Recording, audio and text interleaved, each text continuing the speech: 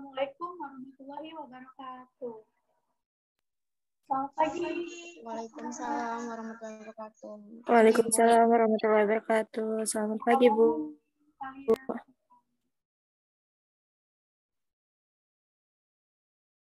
Apa kabar nih semua? Pak Alhamdulillah Ibu sehat. Baik. Kita semua selalu Alhamdulillah sehat. oleh Allah Subhanahu wa taala.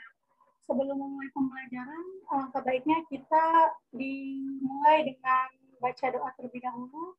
Untuk ketua kelas, mohon pimpin doa terlebih dahulu.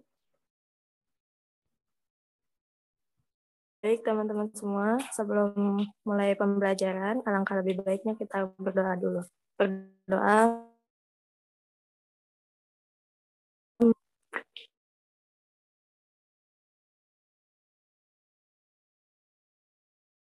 Berdoa selesai.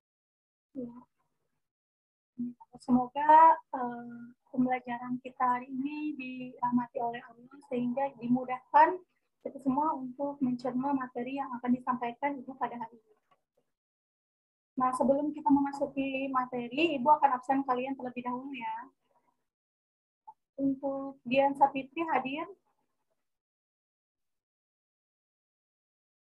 Hadir, Bu. Ya.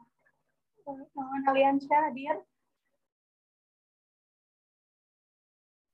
Lagi gangguan sinyal katanya Bu. Oke. Nazwarini Hoirinisa hadir? Hadir Bu. Sarayu hadir? Hadir, Bu. Alhamdulillah semua hadir pada pertemuan pembelajaran pada hari ini. Nah, ada ingat nggak tentang materi pada minggu lalu? Ingat Bu, izin menjawab. Jadi materi minggu lalu itu terkait peran Indonesia dalam menciptakan perdamaian dunia melalui organisasi internasional. Contohnya seperti Indonesia mengikuti PBB, ASEAN, dan sebagainya. Nah, baik. Indonesia mengikuti PBB ASEAN ini tidak terlepas dari adanya suatu pengaruh dari globalisasi, di mana globalisasi ini memiliki dampak positif dan negatif. Di mana dampak positifnya Indonesia bisa semakin terkenal di kancah dunia, namun jika Indonesia tidak mampu untuk memanfaatkan dari globalisasi ini, maka akan timbul dampak negatif seperti munculnya ancaman-ancaman yang nantinya akan mempengaruhi bangsa Indonesia. Seperti pada materi yang akan Ibu sampaikan pada hari ini, yaitu tentang kasus ancaman-ancaman terhadap ideologi, politik, ekonomi, sosial budaya, serta pertahanan dan keamanan. Untuk Nazwarini Hoirinisa bisa bantu Ibu share screen. Oke, anak-anak sekarang kita memasuki materi pada hari ini yaitu mengenai kasus-kasus ancaman terhadap ideologi, politik, ekonomi, sosial, budaya, dan pertahanan keamanan. Perlu diketahui bahwa Indonesia berada pada letak silang yang strategis, di mana Indonesia ini di posisi tengah dan dilewati garis khatulistiwa, serta Indonesia diapit oleh 2 benua dan 2 samudra. Nah, kalian ada yang tahu benua dan samudra apa itu? Ada yang tahu nggak? Indonesia diapit 2 benua dan 2 samudra. Saya tahu, Bu. Izin menjawab. Indonesia itu diapit oleh 2 benua dan 2 samudra. 2 benuanya itu yaitu benua Asia dan Australia, dan dua samudranya itu Samudra Hindia dan Pasifik. Benar sekali apa yang dikatakan William. Indonesia diapit oleh 2 benua Afrika dan Australia dan 2 samudra yaitu Samudra Hindia dan juga Samudra Pasifik. Di mana letak posisi strategis Indonesia ini sangat memiliki dampak positif kepada Indonesia. Namun, jika Indonesia tidak bisa memanfaatkan letak strategisnya, maka ini akan berdampak pada hal yang negatif. Akan munculnya berbagai ancaman, berbagai bidang di Indonesia. Seperti yang nanti akan Ibu sampaikan. Juga mohon next slide. Nah, ancaman pertama yaitu ancaman di bidang ideologi. Bangsa Indonesia belum sepenuhnya terbebas dari pengaruh paham lainnya, misalnya pengaruh liberalisme dan komunisme. Hal ini juga seperti yang Ibu sampaikan sebelumnya juga berhubungan dengan adanya globalisasi. Dengan adanya globalisasi, warga negara Indonesia akan dengan mudah mengakses paham-paham seperti liberalisme, komunisme, sosialisme, feodalisme, dan lain sebagainya melalui media sosial. Dan warga negara Indonesia juga bisa dengan mudah untuk mempelajarinya dan mempraktekannya dalam kehidupan sehari-hari. Oleh karena itu, ancaman di bidang ideologi ini juga kerap kali membayang-bayangi Indonesia. Next slide. Yang kedua, ada ancaman di bidang politik. Ancaman di bidang politik dapat bersumber dari luar negeri maupun dalam negeri. Dari luar negeri, ancaman di bidang politik dilakukan oleh suatu negara dengan melakukan tekanan politik terhadap Indonesia, seperti misalnya blokade politik, propaganda, dan juga provokasi, di mana luar negeri ini bisa menjadi suatu ancaman yang serius bagi bangsa Indonesia. Lalu ancaman dari dalam bisa datang dari masyarakat itu sendiri. Misalnya ada perkumpulan massa yang berusaha untuk menggulingkan pemerintah yang ada di Indonesia yang sedang menduduki sebuah jabatan. Next slide. Nah, yang selanjutnya ada ancaman di bidang ekonomi. Adanya globalisasi perekonomian selain menjadi keuntungan juga menjadi sebuah ancaman bagi kedaulatan ekonomi suatu negara. Di mana Indonesia ini memiliki sumber daya yang banyak, sumber daya manusia, dan sumber daya alam.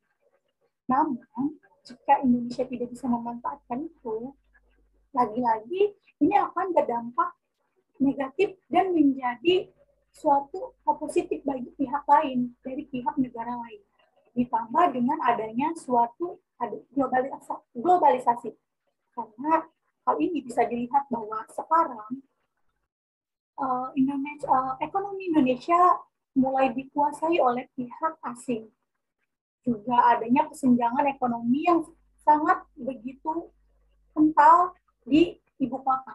Karena baik yang memiliki pemukiman kumuh dan pemukiman elit bisa dengan dilihat secara jelas di ibu kota. Selanjutnya, next slide.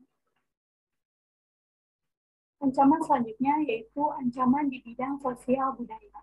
Ancaman yang berdimensi sosial budaya dapat dibedakan atas ancaman dari dalam dan ancaman dari luar.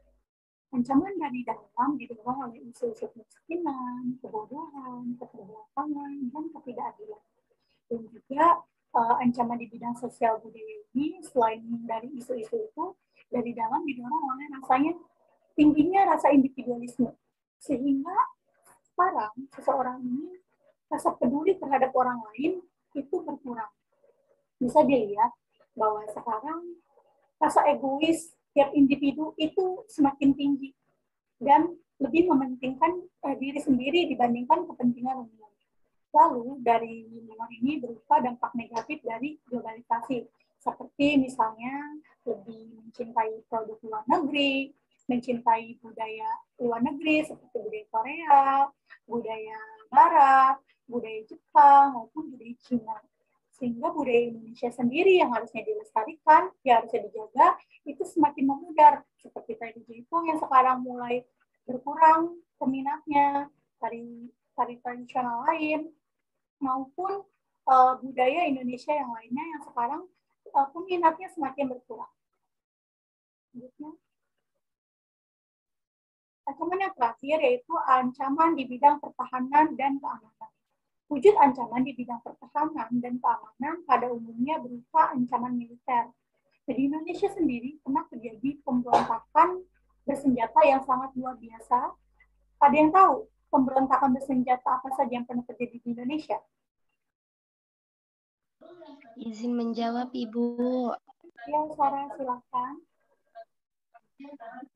Pemberontakan yang ada di Indonesia yang pernah terjadi yaitu G30 SPKI dan juga DITII. Terima kasih, Ibu. Ya, terima kasih Sarah atas jawabannya. Nah, benar sekali apa yang dikatakan Sarah. Pemberontakan bersenjata yang pernah dilakukan oleh ya pada dahulu kala itu dia 30 SPKI dan juga DITI, di mana pemberontakan bersenjata ini berusaha untuk menggulingkan pemerintahan yang saat itu sedang menduduki jabatan di Indonesia.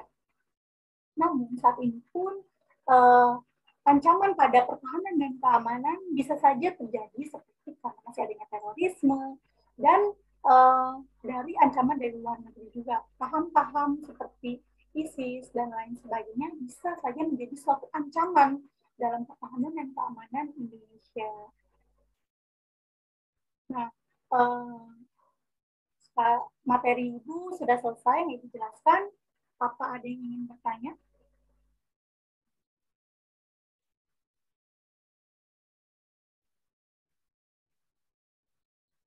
Ibu izin bertanya. Ya, Sarah, dipersilakan. Tadi kan sudah Ibu jelaskan bahwa pasar di Indonesia perlahan mulai dikuasai oleh asing.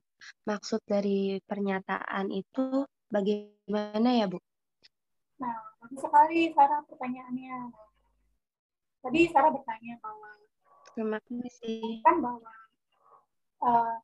ekonomi Indonesia ini sekarang sudah mulai dikuasai oleh pihak asing. Maksudnya seperti apa sih? Nah, kita bisa lihat bahwa saat ini perusahaan-perusahaan asing itu sudah banyak di Indonesia seperti PT Freeport, Init, dan lain sebagainya. Dan juga jangankan perusahaan asing, perusahaan yang besar seperti itu. Bahkan perusahaan kecil pun sudah dimiliki oleh pihak asing seperti kayak di pasar-pasar juga sudah banyak dikuasai oleh orang-orang Cina, orang-orang dari luar seperti itu ya. Seperti kayak misalnya jualan kebab dimiliki pihak asing, jualan emas dimiliki pihak Cina gitu, seperti itu. Jadi oleh karena itu bisa dikatakan bahwa lambat laun dan saat ini Indonesia mulai dikuasai ekonominya oleh pihak asing. Oleh karena itu kita sebagai warga negara Indonesia harus semangat belajar agar memiliki sumber daya manusia yang unggul agar bisa untuk bersaing dengan pihak dari luar negeri agar Indonesia ekonominya semakin maju seperti itu. Apakah jelas, Sarah? Jelas, Ibu. Terima kasih. Ya, sama-sama. Masih ada yang ingin bertanya atau sudah dicukupkan? Kiranya mungkin tidak ada yang ingin bertanya lagi. Selanjutnya next, Naja. Nah, selanjutnya Ibu ada pertanyaan nih yang harus kalian jawab. Yaitu saat ini arus globalisasi semakin berkembang. Banyak dampak yang ditimbulkan, salah satunya menjadi ancaman bagi bangsa Indonesia. Menurut kalian, bagaimana cara yang tepat untuk menghindari ancaman negatif dari globalisasi ini? Nah, tugas ini kalian tulis di kertas folio, minimal 100 kata, dan dikumpulkan minggu depan di ketua kelas. Nanti perwakilan dari kelas kalian dikumpulkan ke Ibu Kepala. Apa bisa dipahami tentang tugas ini? Bisa, Ibu. Oke. Baik, sebelum menutup kelas pada hari ini, Ibu akan menyimpulkan materi yang telah Ibu sampaikan pada hari ini. Jadi, ancaman di Indonesia ini terdiri dari berbagai macam bidang. Salah satunya bidang ekonomi, bidang ideologi, politik, ekonomi, sosial budaya, dan pertahanan keamanan. Dan juga di mana kita sebagai warga negara Indonesia yang baik dalam menjalani ancaman-ancaman ini untuk menanggulanginya, kita harus semangat belajar, semangat untuk terus menuntut ilmu sehingga kita menjadi generasi yang unggul, sehingga kita bisa untuk memajukan Indonesia. Dan juga kita harus mencintai produk Indonesia, harus melestarikan budaya di Indonesia. Cukup sekian dari Ibu. Sebelum mengakhiri kelas ini, kepada ketua kelas, mohon pimpin untuk doa penutup kelas. Baik, Bu. Teman-teman, pembelajaran sudah selesai. Sebagai Sebelum mengakhiri pembelajaran, marilah kita berdoa sebagai bentuk rasa syukur. Berdoa menurut kepercayaannya masing-masing. Dimulai.